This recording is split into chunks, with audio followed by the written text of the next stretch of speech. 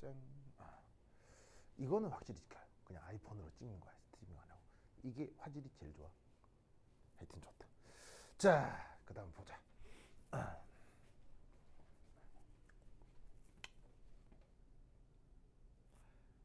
고체 결정을 설명하는 여러 개념 중 그 최소 단위라고 하는 컨셉이 있죠. 그걸 이제 우리가 유니셀, 우리말로는 단위 세포로 번역을 하는데, 얘네들한테 이제 어떤 그 특징이 있을 수 있냐면 이 두 가지 특징이 있어요. 바로 첫 번째는 유니셀이라고 하는 것끼리는 반드시 점과 선과 면이 공유돼야 된다. 홀로 똑 떨어져 있는 유니셀은 없다고 했었죠. 그 다음 이제 두 번째는 바로 뭐다? 평행 이동을 통해서 유니셀이 항상 겹쳐져야 됩니다. 알겠죠? 여기서 중요한 건 오직 평행 이동. 이 말은 무슨 말이냐면 회전, 대칭 요런 거는 안 돼. 그래서 회전 이동, 대칭 이동 이런 건 안 맥히고요. 무조건 유니셀은 평행 이동했을 때 똑같은 게 계속 나타나야 돼. 아시겠죠? 그래서 지금 문제에서 어떤 예를 하나 들고 있냐면 바로 요렇게 이거 크게 그려야 되는데 짠.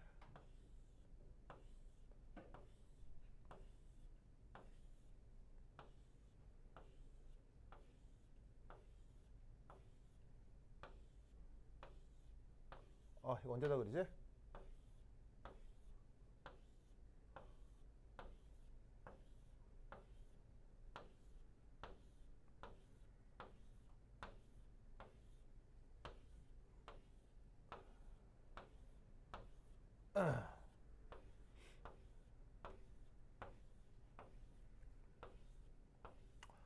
아이고 힘들어라.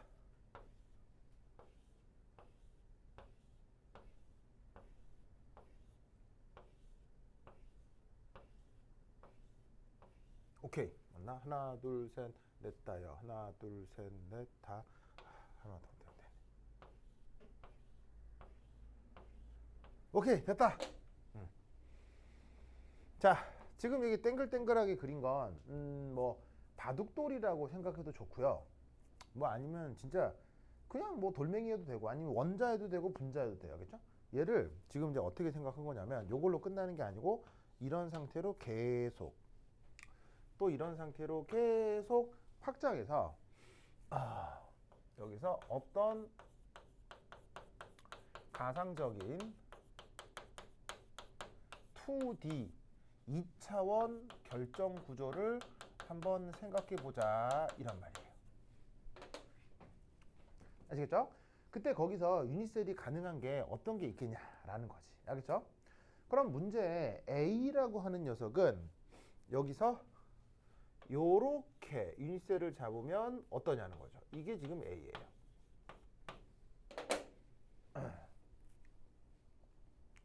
무슨 말이죠? A를 저렇게 잡으면 어떻게 되냐는 거예요. 저게 반복되는 유니셀이면 어떨까를 묻는 거예요. 자 그러면 유니셀은 첫 번째 어떤 특징이 있어야 된다고요? 점선면을 공유해야 된다고 했죠. 그렇다면 그 다음 유니셀은 반드시 이렇게 되거나 뭐 이렇게 돼야 된다 이런 말이죠. 뭐 이런 식으로. 아시겠죠? 알겠죠? 자 그럼 이때 여기서 얘가 얘를 유니셀로 정했을 때 그 다음 유니셀, 다음 유니셀, 다음 유니셀 이렇게 점선면이 공유돼서 다닥다닥다닥 붙어 있어야 되는데 이때 유니셀은 보시다시피 뭐 평행 이동으로 일치된다고 했죠. 그럼 이때 여기서 얘를 평행 이동하면 같아져요, 달라져요? 평행 이동하면 같아져요, 달라져요? 제우야 같아져요, 달라져요? 다르죠. 그러면 얘는 유니셀의 유니셀 아니야? 얘는 유니셀이 아니다.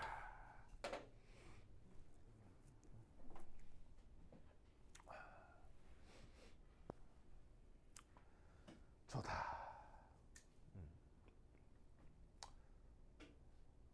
자 누구야?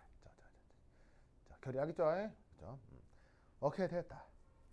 자 그 다음 유니셀이 B 타입이라고 하는 게 있는데 걔는 어떻게 생겼냐면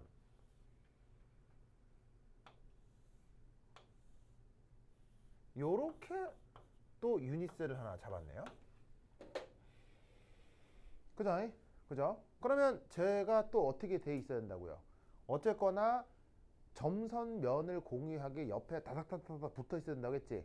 그럼 다닥다닥 뒤에 있나 보자.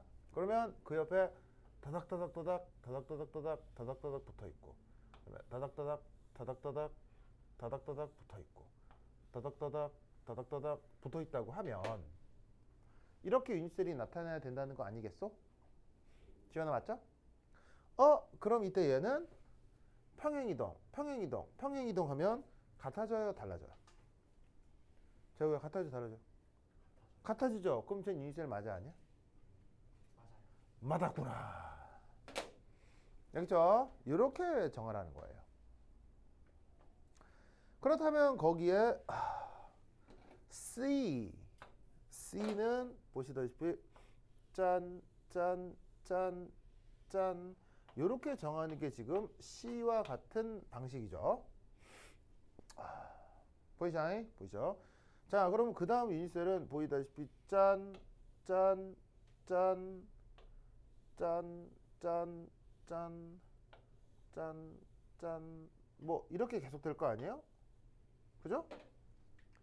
그럼 이렇게 계속 다닥다닥 붙으면 이때 요 각각을 평행이동하면 똑같아져요, 달라져요? 같아지니까 이것도 유닛셀이구나. 자, 그 다음 D라는 방식이 있는데 D라는 방식은 보시다시피 요렇게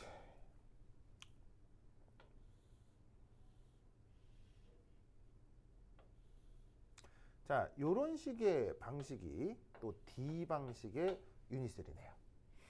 그럼 얘도 주변에 확장을 해서 또 점선면이 공유되게 자꾸 그려주면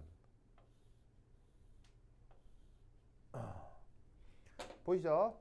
이것도 점선면이 일치되게 자꾸 그려졌을 때 평행이동하면 같아져요, 달라져요? 얘도 유닛셀이다.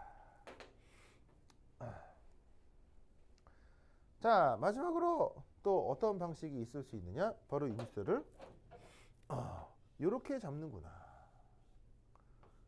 이게 마지막으로 이제 이 방식인데, 저렇게 잡는다고 쳤을 때 점선면을 공유, 점선면을 공유, 점선면을 공유 한다고 이렇게 표현할 수 있죠.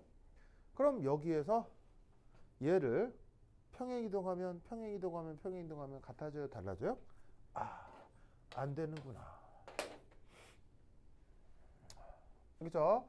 그래서 여기서 가능한 건 B, C, D 저 세 가지가 유닛셀이 되는 겁니다.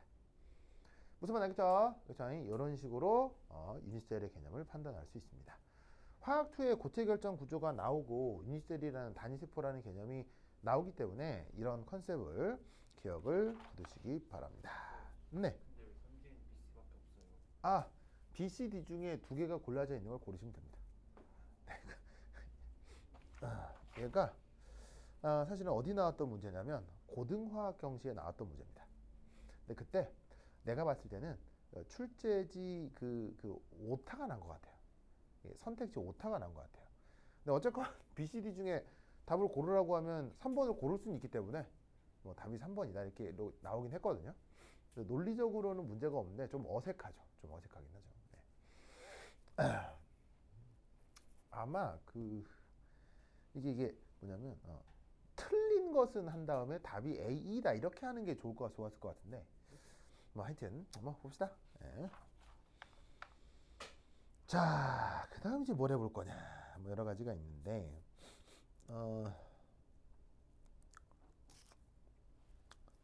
뭐를 또 하나 해볼까요?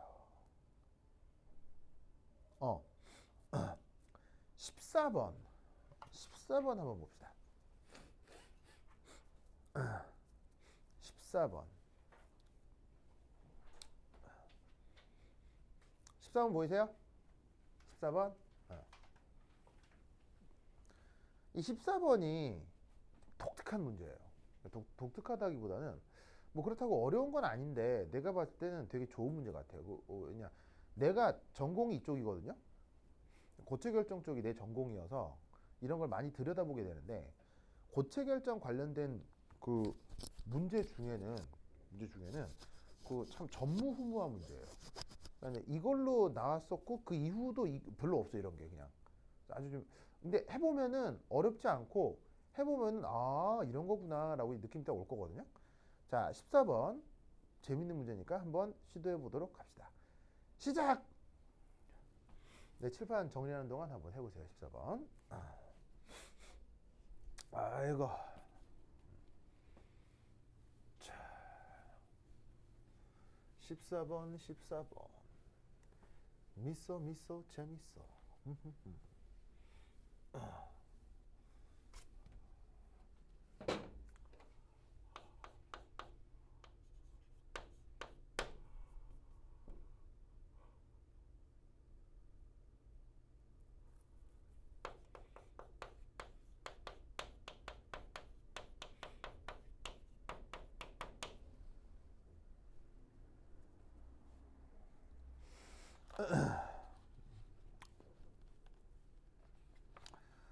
아이고, 또 그림을 또 막 잔뜩 그려야겠네.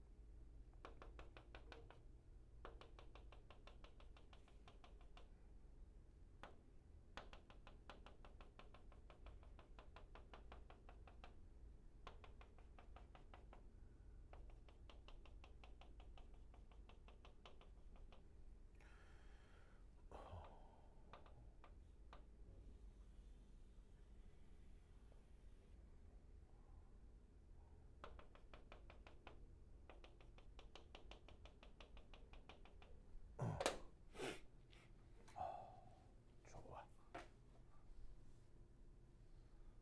좋아. 아유, 하나 빼먹었구나.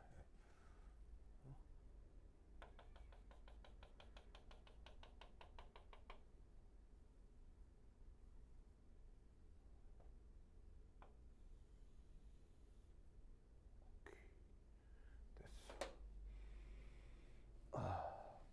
자, 잘 풀려요? 제가 풀었어요? 지금 풀었어요? 잘 안 돼요? 결이 어떻게 잘 돼요? 결이 잘 돼요? 잘 안 돼요. 번호 풀었어요? 번호 대단한데? 이야, 번호, 번호 무슨 이번에 연대 무슨 과 썼어요? 무슨 연대 무슨 과 썼어요? 안 썼다고요? 아 다른 거 논술 어디 쳤는데요? 어디 쳤는데요? 어, 그 의대 썼구나. 아 저기 존스 홉킨스 쓰지 그랬어요 왜? 응? 저 학교 갈 것 같은데?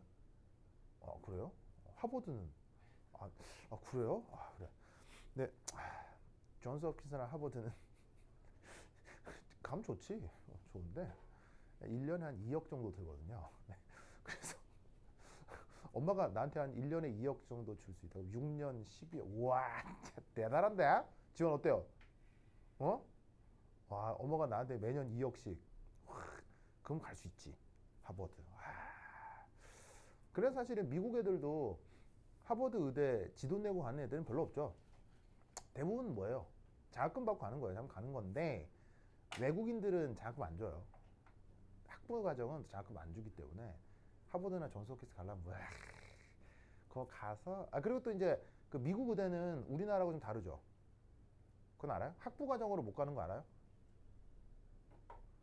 그거 알아요? 의대 가려면은 반드시 대학을 졸업해야 의대를 갈 수 있어요. 미국은. 네, 그래서 미국은 의대가 다 대학원 과정이에요. 그러니까 뭐냐면 내가 의사 선생님인데 내 학부 전공은 국문학일 수 있다는 얘기예요. 내가 의사 선생님인데 학부 전공은 경제학일 수도 있고. 무슨 말인지 알겠어요? 그럼 이건 되게 이상한 거예요. 생각해 보면 좋은 거예요. 굉장히 좋은 거예요. 왜냐하면 의사는 누구를 대하는 직업이에요? 사람을 대하는 직업이죠. 근데 내가 만약에 의사인데 내 학부 전공이 심리학일 수 있다고요. 그러면 지금 이 환자가 아픈 것도 중요하지만 아파서 나타나는 심리적 변화도 중요하죠.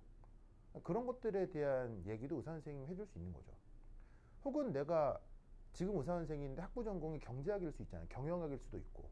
그러면 어떻게 되냐면 내가 병원에서 일을 하지만 이 환자들에게 도움이 될 수 있는 병원 경영에 대한 것도 할 수 있어요. 그래서 사실은 그 의학 쪽 전공 중에 되게 부가가치가 높은 게 바로 의료 행정 MBA 과정이 있어요. 의료 행정 MBA. 이건 뭐냐면 MBA는 경영학 과정인데 어떤 경영학 과정이냐면 병원 경영 MBA 과정이 있어요. 근데 요거는 우리나라에 없다고 알고 있거든요. 미국에만 있는 걸로 알고 있는데 뭐 여하튼 알겠죠? 알겠죠? 참고로 전 세계 그 1등 의대 어디예요? 전 세계 1등 의대. 랭킹 1위 의대. 랭킹 1위. 그게 존스 홉킨스예요. 존스 홉킨스. 방금 얘기한 거. 여기 가라 이거 1등 우선. 그리고 서울대는 전 세계 100위권 대학인데 물론 요즘은 많이 올라갔을 거예요. 왜냐하면 코로나 이것 때문에 국가 이미지가 너무 좋아져가지고 좀 올라갔을 건데 서울대 의대는 100위권 대학인 아니 서울대는 100위권 대학인데 서울대 의대는 10위권, 20위권 요 대학이거든요. 그래서 사실 서울대 의대도 사실은 전 세계적 기준으로 보면 되게 좋은 대학이에요. 서울대 의대가. 근데 그 전 세계 2등 의대가 있어요. 2등. 어디게요? 이제 공동 2등인데 어딜까요? 바로 두 번째 2등, 여러분 다 아는 의대 어디? 허버드. 허버드가 공동 2위야. 근데 하나가 더 있어. 어딜까요? 사람들이 이름 잘 모르는데 바로 쿠바 국립의대. 이게 전 세계 2위권 대학이에요. 이 둘이 간에 엎치락뒤치락 하거든요. 그럼 쿠바 모르는 사람. 쿠바 알죠? 자, 쿠바의 특징 첫 번째 가난한 나라예요, 부자 나라예요? 세계 최빈국 중에 하나죠. 가장 가난한 나라 중에 하나예요. 그다음 두 번째, 정치 체제가 공산주의죠. 근데 왜 쿠바 의대가 전 세계 2위 대학이냐? 바로 공산혁명을 통해서 쿠바가 만들어졌죠. 그래서 그것 때문에 미국이 쿠바를 엄청나게 경제 제재를 합니다. 그래서 쿠바는 북한만큼 경제 제재를 받아서 쿠바 쪽으로는 석유가 못 들어가요. 그럼 여러분 석유 수입이 안 되면 뭐를 못 만들죠? 농약과 비료를 못 만듭니다. 농약과 비료를 전부 다 석유로 만들거든요. 그럼 농약과 비료가 없기 때문에 쿠바는 어떻게 된다? 농약이 없어요. 그래서 쿠바의 모든 농산물은 전부 다 100% 오가닉이에요. 비료도 없고요. 농약도 없어요. 그래서 쿠바는 요즘 뭐가 유명해졌냐면 올게닉 음식 여행으로 유명해졌어요. 되게 재밌죠? 네. 그럼 이제 쿠바는 미국의 경제주의 때문에 가난해졌다, 부자가 됐다? 엄청 가난해졌다고 했죠. 그래서 이 쿠바의 정권을, 공산혁명을 일으킨 사람이 몇 명이야? 공산혁명 일으킨 사람 누구야? 쿠바 공산혁명 일으킨 사람. 바로 카스트로라는 사람과 그 다음 그 유명한 사람.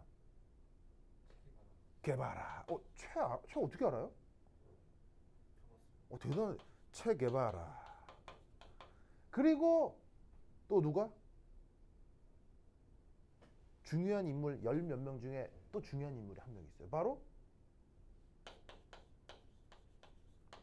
헤르니모 림.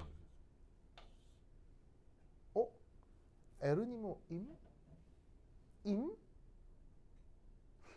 무슨 냄새가 나요? 무슨 냄새가 나요?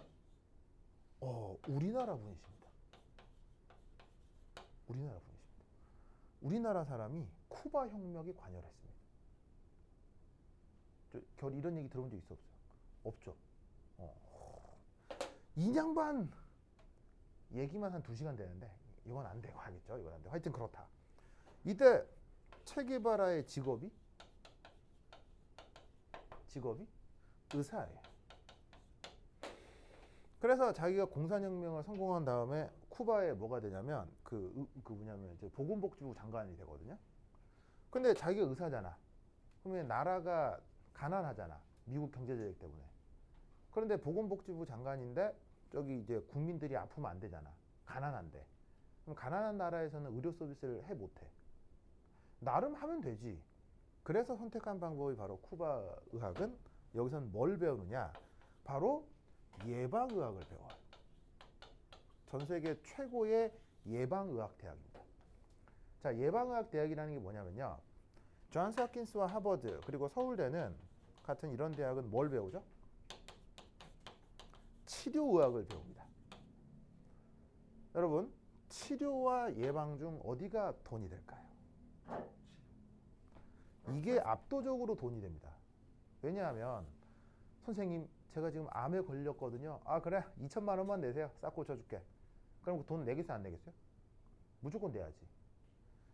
근데 예방의학은 뭐냐면요. 예방의학이라고 하는 건 이거예요. 곳곳마다 지방마다 보건소 선생님이 아주 많은 거예요. 그래서 보건소 선생님이 자기가 가방을 들고 보건소 선생님이 동네를 계속 돌아다니는 거예요. 그러면서 아이고 할머니 그렇게 계단 올라가시면 안 돼요. 뭐 이렇게 무슨 말 하겠어요? 보건소에서 쫓아가고 아이고 왜 그리야. 아이고 할머니 그렇게 계단 올라갈 때 이렇게 저분은 주변을 잡고 이 관절을 무리를 덜 해서 하고 그다음 제가 그 근육을 키우는 운동법부터 가르쳐 드릴게요. 이러면서 의사가 그 마을을 계속 돌아다니는 거야. 무슨 말 하겠어요? 가다가 갑자기 이러면서 아니 갑자기 왜 그러세요? 그래서 뒷목이 땡기네. 잠깐만! 하면서 막 무슨 말 하겠어요? 이게 예방의학이에요. 그러면 예방의학은 돈이 되겠어요? 안 되겠어요? 돈이 일체 안 들어요. 돈이 안 돼요. 돈이 안 든다기보다 돈이 안 돼. 왜? 공급자가 와서 공급을 해주는 거기 때문에 소비자 입장에서는 액티브하게 돈을 지불할 이유가 없죠. 그래서 이 체게바라는 이 쿠바 내의 모든 의료 서비스를 예방으로 바꿔요. 그래서 여러분 쿠바 시민들 평균 수명 높게요 낮게요? 억수로 높아요. 여기 국민들이 엄청 건강해요. 무슨 말인지 알겠어요? 그걸 배우는 의대가 공공의대가 바로 쿠바 의대입니다. 이 쿠바 의대 등록금 얼마게요? 여기 등록금 얼마라고 그랬어요? 1년에 2억 든다고 했잖아요. 여기 등록금 얼마게요? 공짜입니다. 왜 공짜죠? 공산국가니까요. 그리고 여러분들도 갈 수 있게요 없게요? 여러분들도 갈 수 있습니다. 왜냐하면 공산주의의 복지는 전 세계 인민에게 다 열려 있어요. 그래서 여러분들이 스페인어만 할 수 있으면 쿠바 의대에 들어갈 수 있습니다. 그리고 쿠바 의대에 가시면 쿠바가 생활비가 높겠어요 낮겠어요? 쿠바가 경제적으로 개발이 덜 된 나라라 쿠바 1년 생활비가 1,000만 원 안 든대요. 1년 동안 내내 먹고 자고 해도 1,000만 원이 안 든대. 그러면 1년에 1,000만 원 생활비로 공짜 의대를 다닐 수 있어요. 그래서 이 쿠바 의대엔 전 세계 엄청나게 많은 학생들, 한국 사람들도 많습니다. 여기서 의학을 공부하는 학생들이 많이 있어요. 무슨 말? 그리고 심지어 여기는 미국 학생들도 많아요. 네, 그러니까 이렇게 의식적으로 이런 데 가봐야 환자를 괴롭히는 의학밖에 못 배운다라고 생각하는 사람들이 쿠바 의대에 가서 공부하시는 분들이 있습니다. 그래서 여러분들 혹여나 나중에 인생을 살다가 의사가 되어야 되겠다라고 하면 이런 코스도 있다라는 걸 기억해 두세요. 알겠죠? 하여튼 그렇다. 자, 보자. 그래서 이제 비슷한 케이스가 이태석 신부님 같은 분이 있죠. 이태석 신부님 알아요? 이태석 신부님 같은 경우는 그 카톨릭 재단에서 의사를 만들어 주거든요. 그거 알아요, 여러분? 여러분 종교 집단에서 사제들을 의사로 만드는 거 알아요? 그래서 내 학생 중에 스님도 있었고 그다음에 스님 내 제자 중에 스님도 계셨고 그 다음에 그 수녀님도 있었어요. 내가 이제 의대 쪽 입시 그 수업을 했었는데 그때 이 클래스에 수녀분도 계시고 막 있었어요. 그러면 그 종단에서 그 몇몇의 후보자들을 골라서 의대를 보내요. 그러니까 종단에서 시키는 거예요. 그럼 거기서 의사가 되면 이 사람들은 개업을 하는 게 아니고 뭐겠어요? 종단에서 하는 의료 서비스를 이제 수도승처럼 하는 거예요. 그래서 왜 그 종단에서 하는 병원들이 있죠. 예, 그래서 그런 사람들 중에 또 한 분이 이제 이태석 신부님이었던 거죠. 하여튼 알겠죠? 그래서 이제 하여튼 그런 것들이 있다. 자, 어쨌건 여기 보자. 단순입방. 우리말 번역은 심플 큐빅. 자, 지금 여기 그린 보조선은 바로 정육면체를 지금 어떻게 그린 거냐? 촥 해가지고 딱 8등분을 한 거야. 그죠? 8등분. 자, 거기에 단순입방이라고 하는 건 공이 요 곡지점.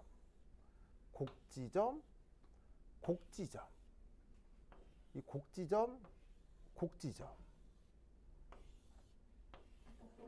곡지점에만 배치된 이런 방식을 단순입방이라고 하는 거야. 그죠?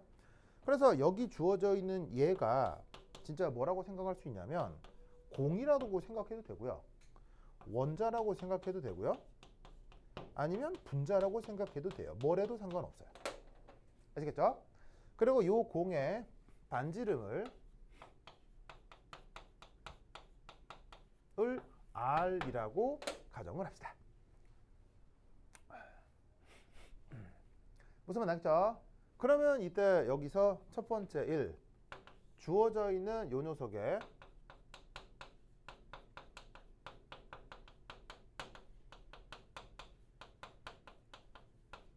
한 변 길이를 어떻게 생각할 수 있어요? 바로 요 공하고 요 공이 그 다음에 요 네 개의 공이 완전히 접해 있다라고 생각을 한다면 저 한 변 길이를 어떻게 여기서 2R이다.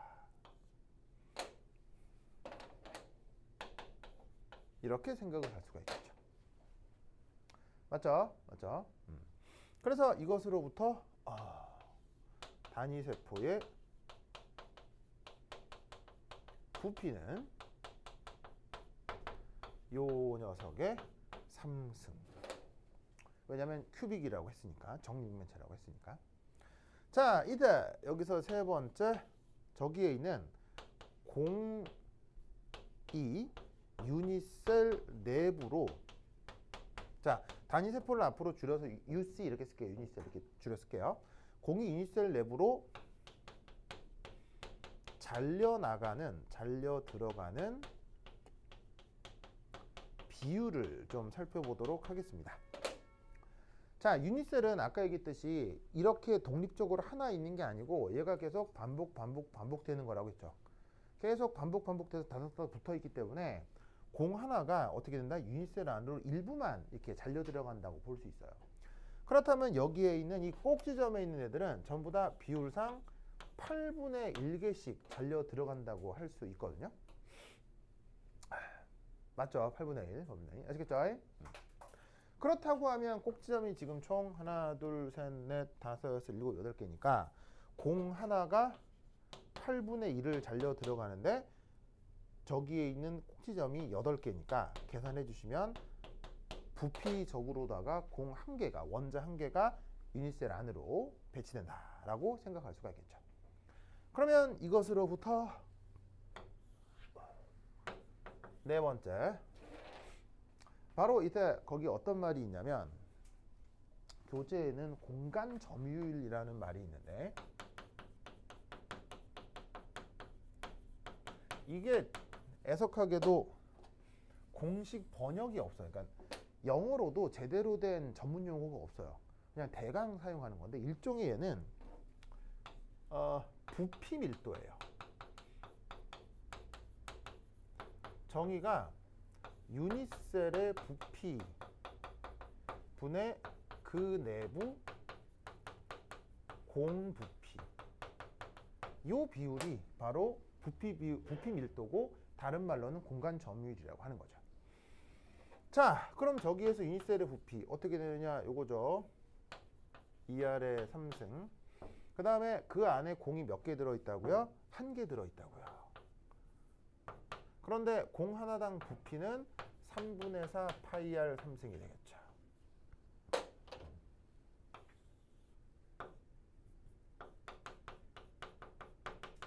그래서 이 비율을 공간 점유율이라고 하고 이걸 계산해 주면 바로 값이 뭐가 나오느냐.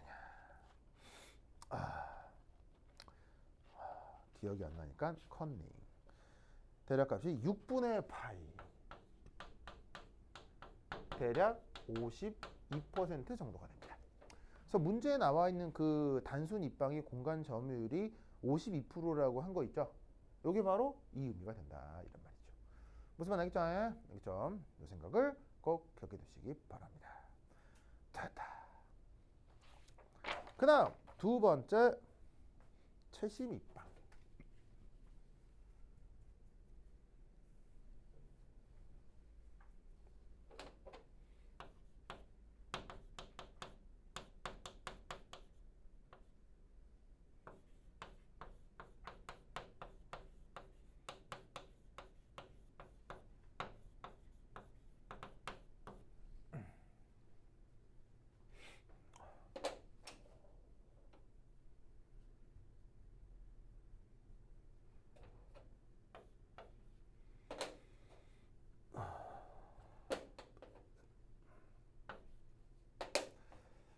자, 두 번째 할 건 최심입방이라는 녀석인데 최심입방은 꼭지점 외에 어디가 또 하나 배치가 되어 있죠? 무게중심. 딱 저기 하나 더 들어가 있어요. 아시겠죠? 알겠죠?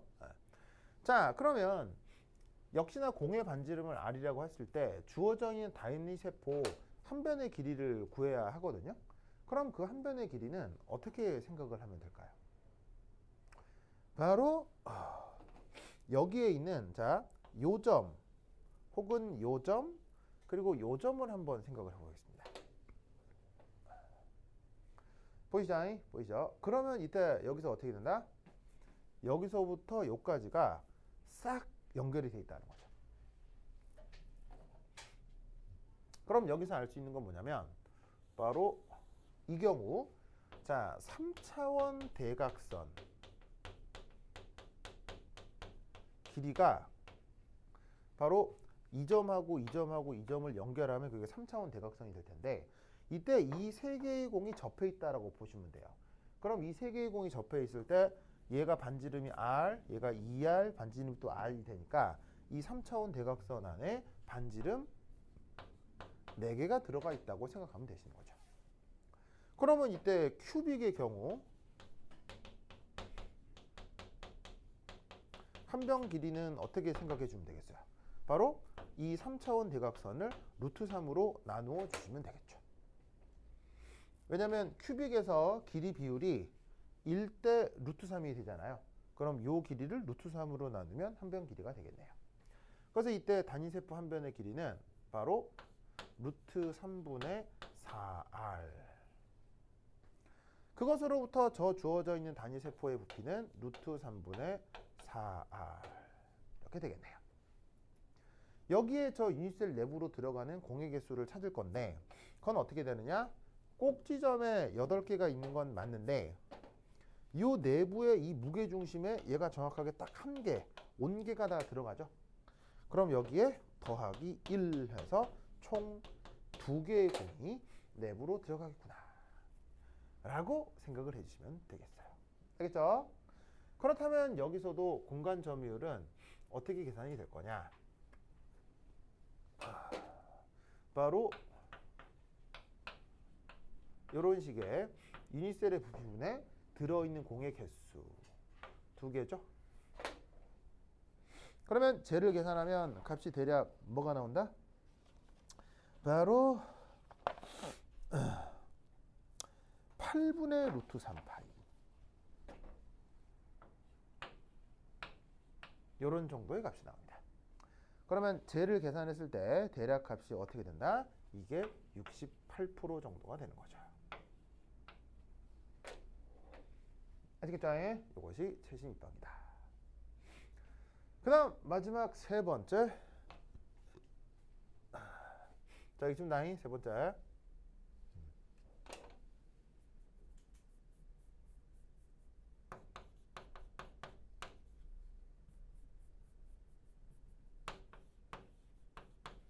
자, 페이스 센터드 큐빅이라고 하는 녀석이 있는데 그건 어떻게 된 거냐? 아까 최신 입방에 존재했던 이 무게중심의 공 있죠? 얘가 사라지고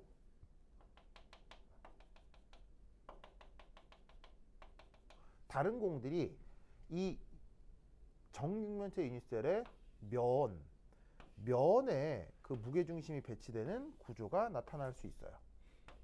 아이고, 여기 보조선이 빠졌네.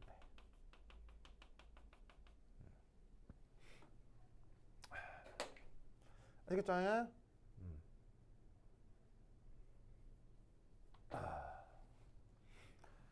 자, 그럼 이때 여기서 어떤 일이 벌어질 수 있느냐? 이 경우는 예를 들어 한 면에 존재하는 얘가 싹 다 접해 있는 거거든요.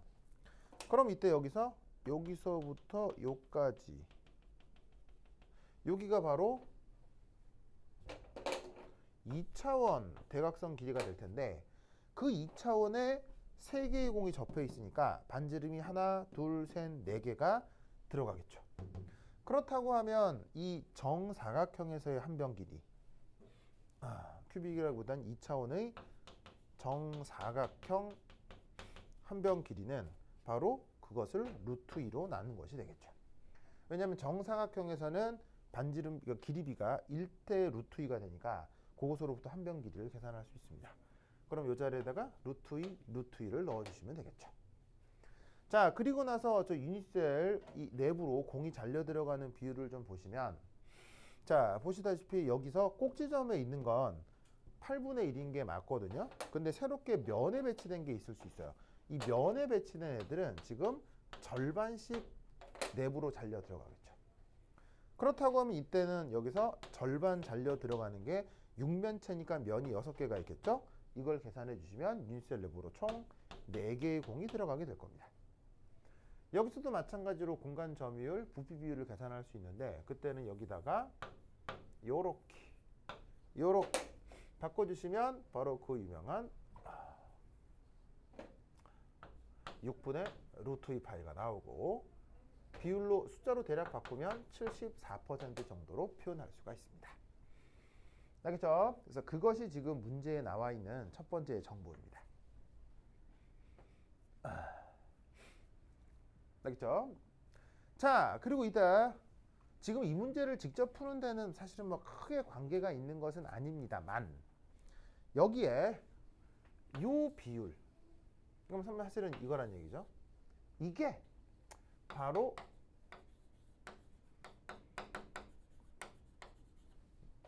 맥시멈입니다.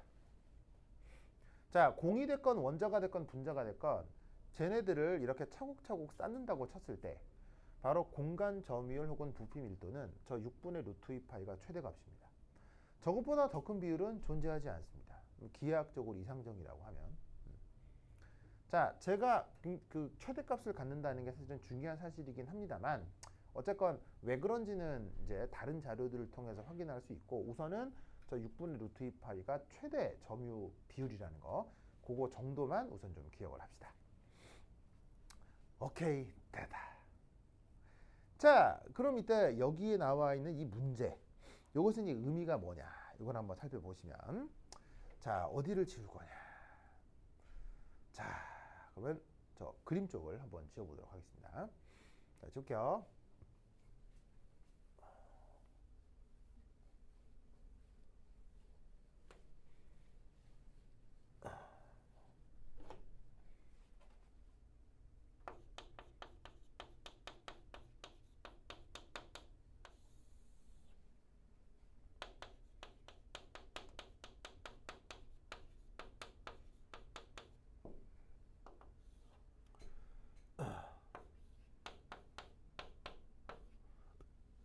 분의 파이가 52%.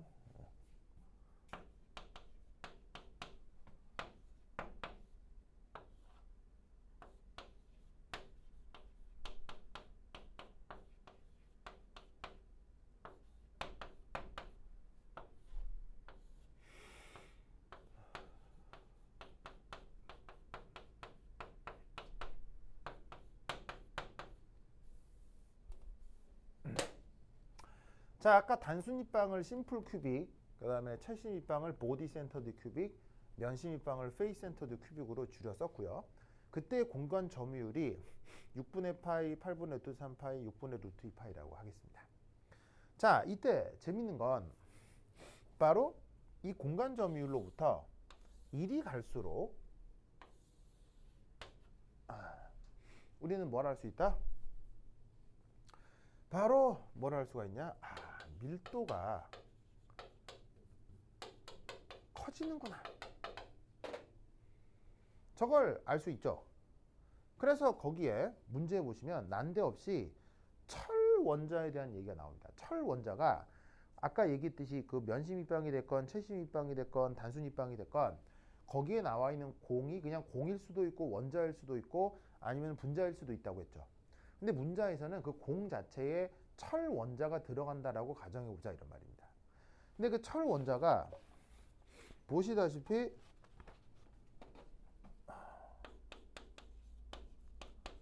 이 구조가 온도에 따라서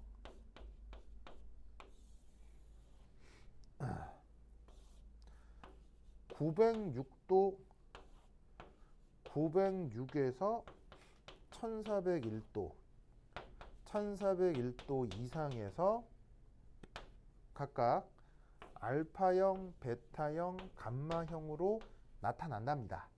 이때 이 녀석의 밀도 그램/per 세제곱 센티미터로 표현되는 밀도가 알파형은 7.9, 감마형은 8.6, 다시 또 델타형, 알파, 베타, 감마가 아니고 델타형이구나. 델타형이 7.9가 나온답니다.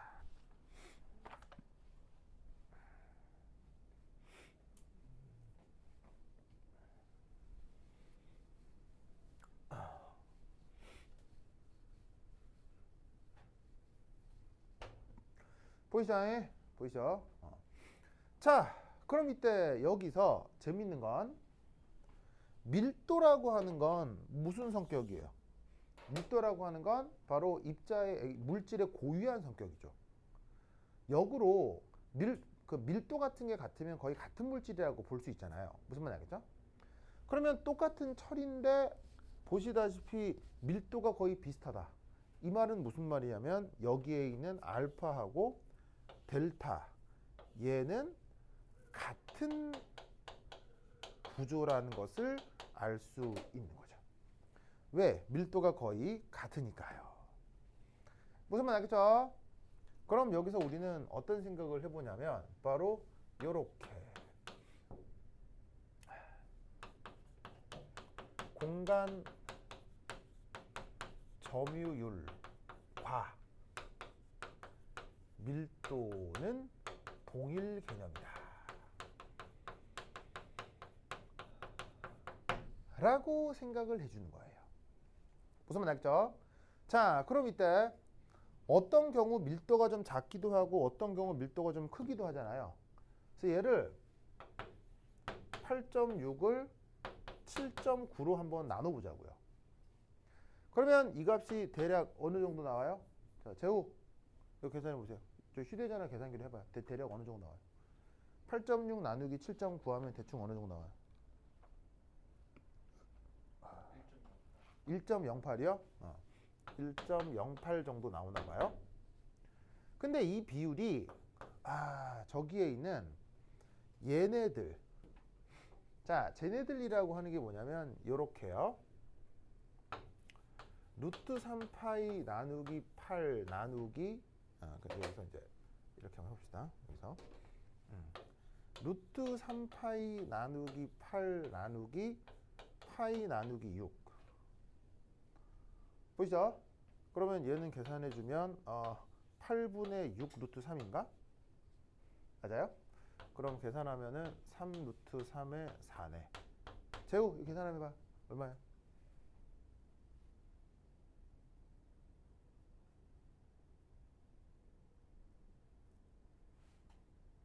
대충 얼마나?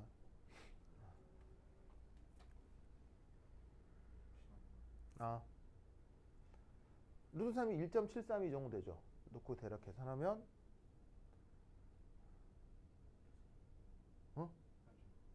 그래요? 네.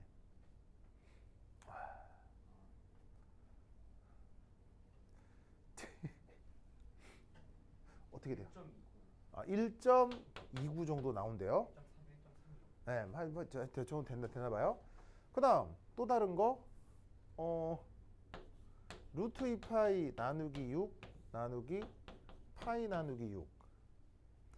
자, 해주면 뭐가 나올 거냐면 그냥 루트 2가 나오겠네요. 그럼 이건 1.414 이렇게 될 거고요. 그 다음 마지막 가능성은 루트 2파이 나누기 6 나누기 루트 3파이의 8 이게 있겠죠? 그러면 6 루트 3의 8 루트 2니까 2, 3, 은 6, 2, 4, 8 이렇게 되겠네요. 그래서 이거 계산하면 대충 얼마 나와요?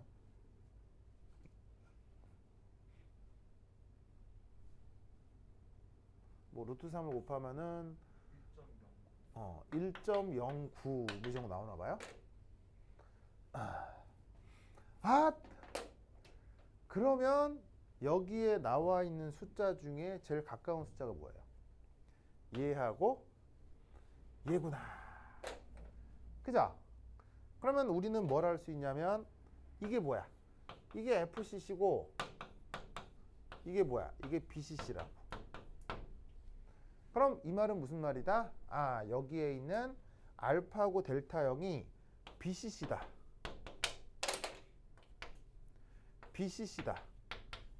라는 걸 알 수 있고 여기 있는 베타형이 뭐다? FCC라는 걸 알 수 있다. 이런 말이죠. 무슨 말 알겠죠?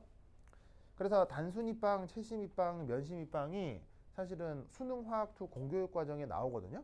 다 나오는데 그거를 저렇게 물질의 밀도비랑 연결지어서 골라보게 하라고 하는 문제는 사실은 이 문제가 거의 유일하다고 보여져요. 알겠죠? 그래서 이런 타입의 컨셉이 있었다. 라는 거 꼭 기억해 두시기 바랍니다.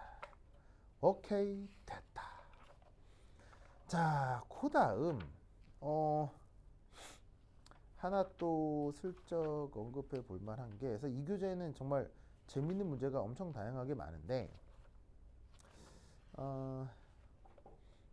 그래, 요거 하나 해보자. 자, 교재에 직접 있는 건 아닌데 지금 내가 갑자기 훅 하고 생각난 게 있거든요. 그걸 한번 해보도록 하겠습니다. 자, 다 썼어요? 썼죠? 지금 나이 준다. 8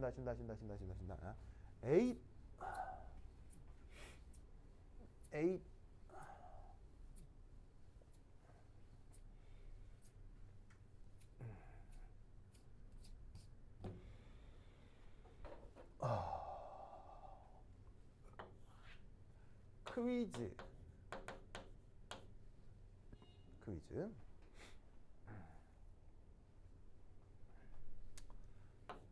ML4 타입의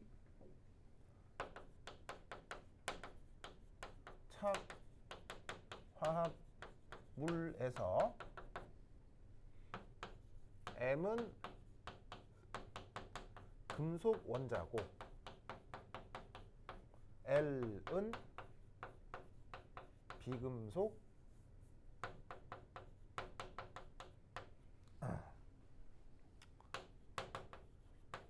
리간드를 뜻한다.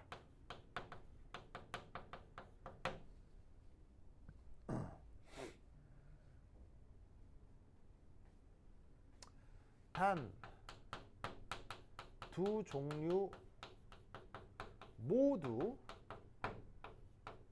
뜻한다. 이때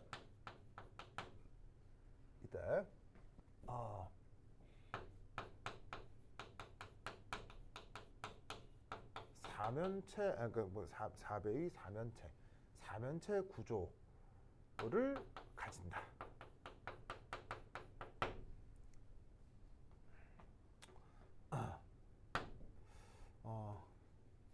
M과 모든 L은 서로 M을 모두 가정했을 때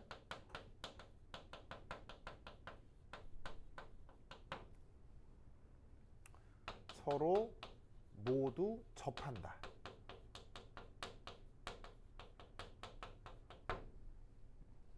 이 경우 각 반지름의 B를 계산하시오.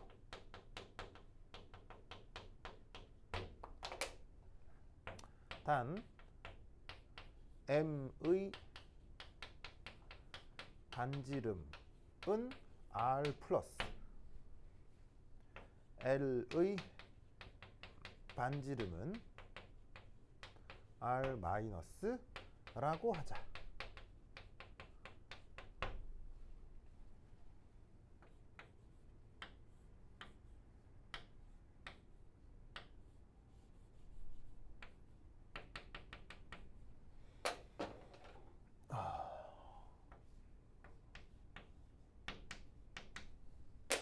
자, 어떻게 되겠습니까? 계산해 봅시다. 그래서 이것의 반지름은 R 마이너스, 얘의 반지름은 R 플러스. 어떻게 될까요? 여여여.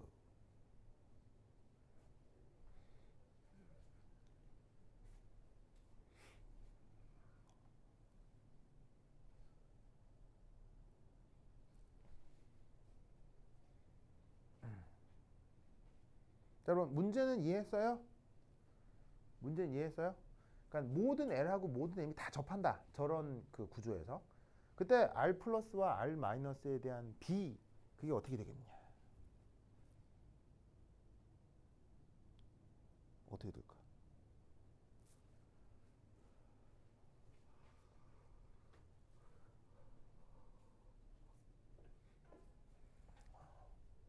어떻게 될까요?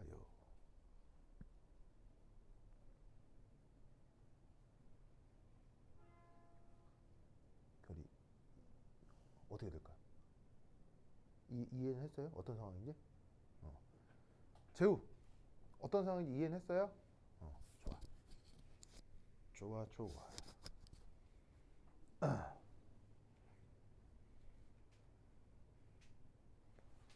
어떻게 되겠느냐?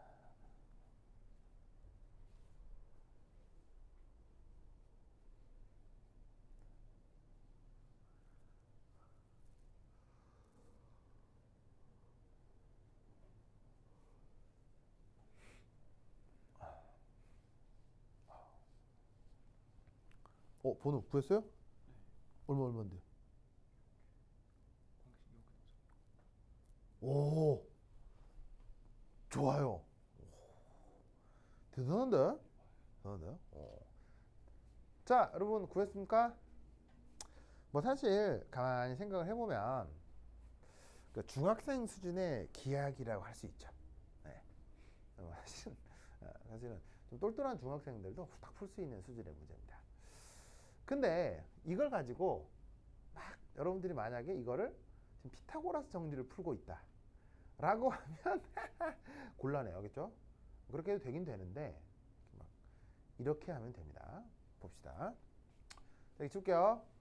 지금 8 8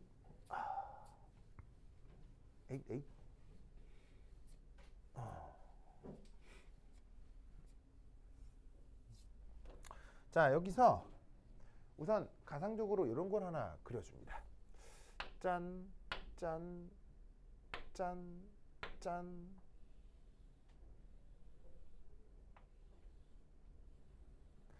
자, 그리고 짠, 짠, 짠, 짠.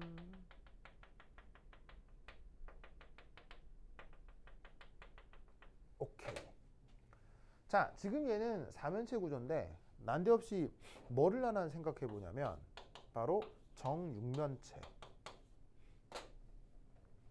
그럼 저기서 정육면체를 왜 그린 것이냐? 면 바로 봐. 여기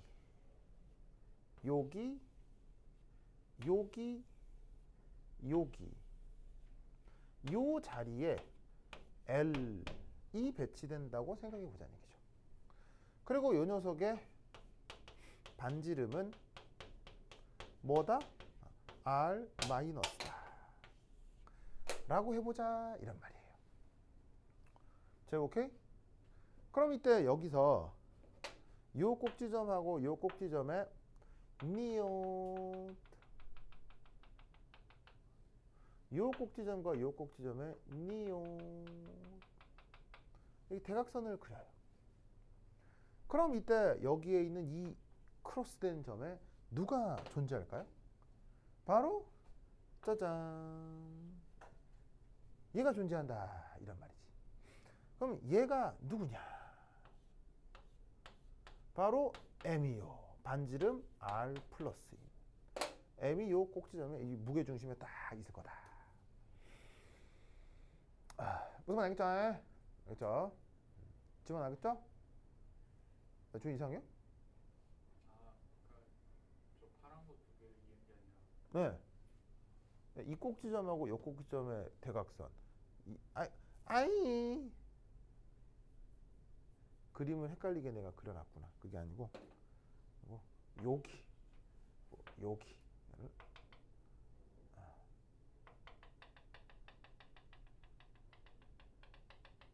여기를 딱 연결하면 여기.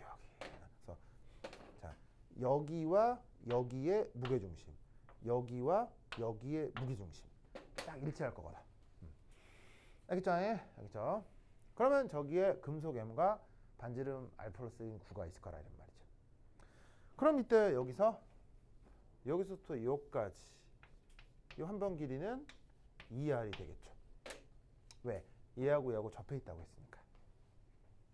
아시겠죠? 그렇다면 이때 여기에 있는 요 한 변 길이는 어떻게 되겠어요? 바로 루트 2 R 마이너스가 되겠죠. 왜냐하면 1대 루트 2가 될 테니까. 알겠죠? 그렇다고 하면 여기에 있는 3D 대각선 길이가 어떻게 될까요?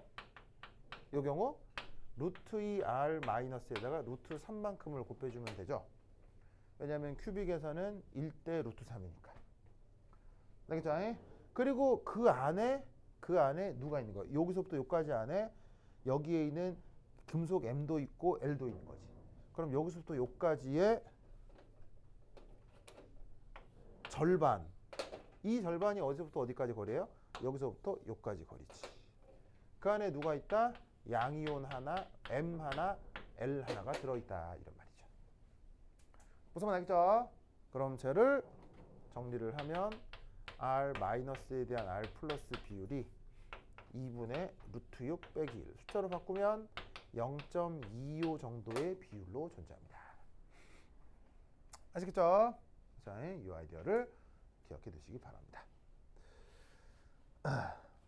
속도론도 그렇고 고체 결정도 그렇고 사실은 이것만으로도 한 1주, 2주 이상을 배워야 되거든요. 되게 많이 배워야 되는 건데 여러분들 스케줄상 그냥 중요하고 좀 일반된 내용을 표현할 수 있는 것만 몇 개 좀 언급을 해봤습니다.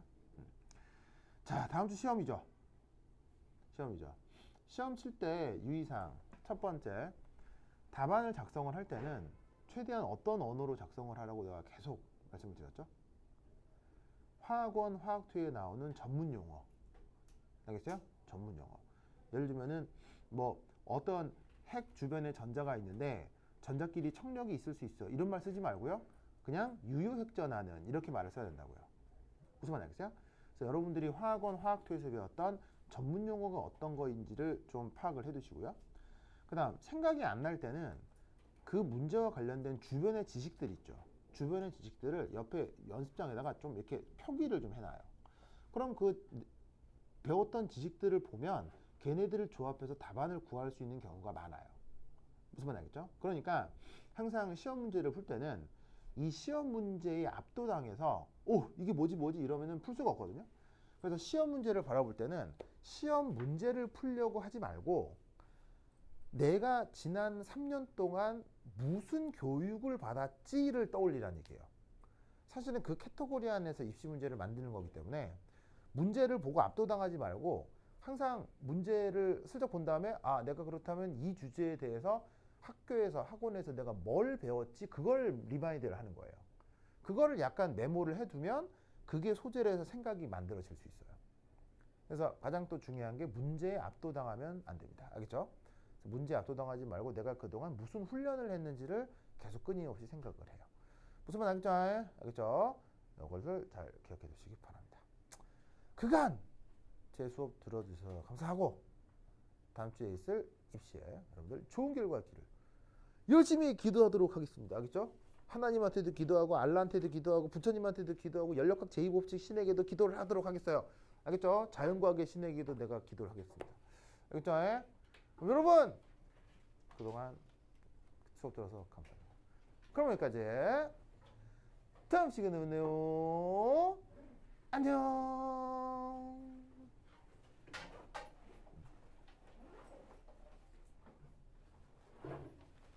안녕. 번호도 안녕. 별이도 안녕.